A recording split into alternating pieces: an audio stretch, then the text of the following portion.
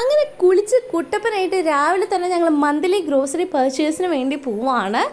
So രാവിലെ എഴുന്നേറ്റ് എൻ്റെ ക്ലാസ് ഉണ്ടായിരുന്നു. എനിക്ക് ക്ലാസ്സൊക്കെ കഴിഞ്ഞതിന് ശേഷം ഞങ്ങൾ ഇതേ കുളിച്ച് കുട്ടപ്പനായിട്ട് പോവാണ്. രാവിലെ എന്ന് പറഞ്ഞാലും ഏകദേശം ഉച്ചയാവാറായിട്ടുണ്ട്. ചെക്കൻ പഴമൊക്കെ കഴിച്ച് നല്ല ഫില്ലായിട്ടാണ് വയറിയിരിക്കുന്നത്. പക്ഷെ ഞങ്ങളൊന്നും കഴിച്ചിട്ടില്ല.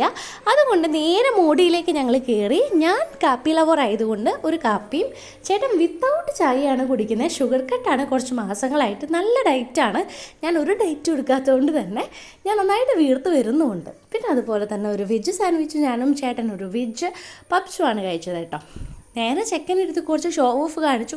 ചെക്കൻ എന്ത് ചെയ്താൽ ചിരിക്കുന്നില്ല കേട്ടോ. വെറുതെ നാണം കിട്ടു. ഹെൽമെറ്റ് കിട്ടാനാണ് അവന് പറയുന്നത്. പക്ഷേ ഹെൽമെറ്റ് അവന് വയ്ക്കാൻ പറ്റില്ലല്ലോ. ഞാൻ ചെറിയൊരു തൊപ്പി വെച്ച് കൊടുത്തിട്ടുണ്ട്. പക്ഷേ അവന് ഹെൽമെറ്റ് വേണം.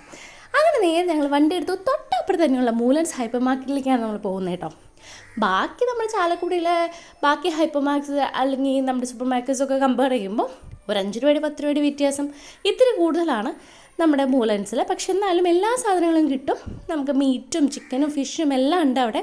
അതുപോലെ തന്നെ നമുക്ക് വേണ്ട കുട്ടികൾക്ക് വേണ്ട പ്രോഡക്റ്റ്സും എല്ലാ സാധനങ്ങളും ഉള്ളത് കൊണ്ട് തന്നെ ഇച്ചിരി വില കൂടുതലാണെങ്കിൽ നമ്മൾ അവിടേക്ക് തന്നെയാണ് പോകാറ് കേട്ടോ.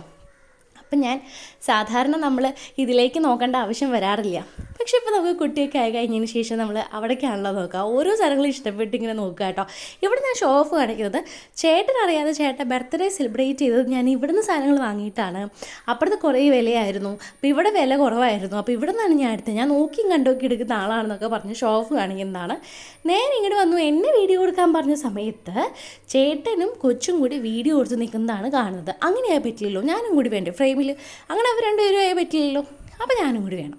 അപ്പം ഞാൻ വന്ന് ഷോ ഓഫ് കാണിക്കുന്നതാണ് നെക്സ്റ്റ് കാണുന്നത്. ബാറ്ററി എടുത്തുകൊണ്ടിരിക്കുകയായിരുന്നു കേട്ടോ. എൻ്റെ ഹെയർ ആക്ച്വലി കട്ട് ചെയ്യുമെന്ന് ഞാൻ വിചാരിച്ചിരിക്കുകയായിരുന്നു. നല്ല ഹെയർ ഫോളായിരുന്നു. പക്ഷേ ഇതിൽ എൻ്റെ ഹെയർ കണ്ടപ്പോൾ എനിക്ക് നല്ല ഇഷ്ടമായി. ഇനി ഒന്നും കൂടിയും ആലോചിക്കണം കട്ട് ചെയ്യണമെന്ന്. കുട്ടി സെബാമേഡാണ് യൂസ് ചെയ്യുന്നത്. പക്ഷേ ഞാൻ യൂസ് ചെയ്ത പ്രോഡക്റ്റ് ഇവിടെ കാണുന്നില്ല സെബാമേഡിൻ്റെ. അപ്പോൾ അത് തപ്പിക്കൊണ്ടിരിക്കുകയായിരുന്നു.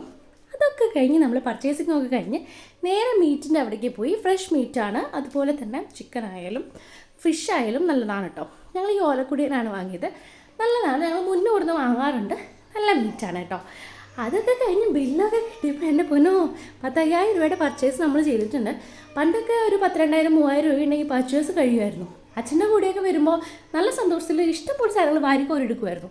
നമ്മൾ പർച്ചേസ് ചെയ്ത സാധനങ്ങൾ വാങ്ങേണ്ട സമയമായപ്പോഴാണ് ആകെ കണ്ണ് തള്ളി പോകുന്നല്ലേ ഗൈസ്.